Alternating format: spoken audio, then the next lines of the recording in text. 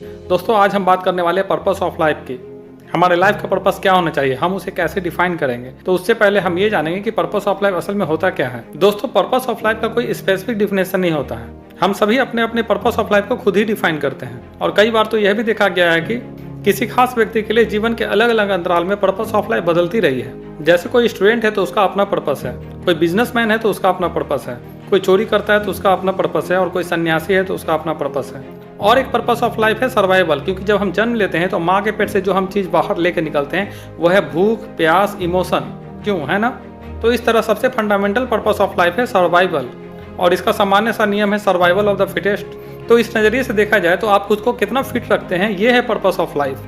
आज सामान्य तौर पर जब भी फिटनेस की बात आती है तो सिर्फ हम फिजिकली फिटनेस को देखते हैं, जबकि सही मायने में हम फिट तभी माने जाएंगे जब हम फिजिकली फिटनेस के साथ साथ मेंटली और इमोशनली भी फिट हों।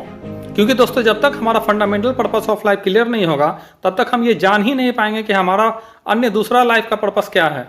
और अगर मैं सच कहूँ तो हमारा पर्पस ऑफ लाइफ हमारा सर्वाइवल ही होना चाहिए, और उसके मूल में मेंटली, फिजिकली और इमोशनली फिटनेस की बात होनी चाहिए।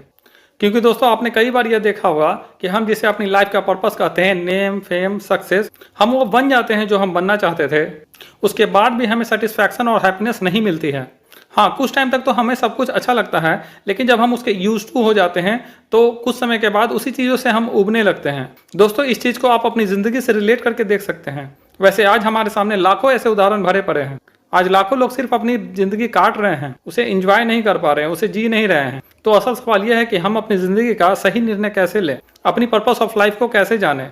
दोस्तों जब हम शांत रहेंगे और खुश रहेंगे तभी हम मूल रूप से यह जान पाएंगे कि हमारा पर्पस ऑफ लाइफ क्या है।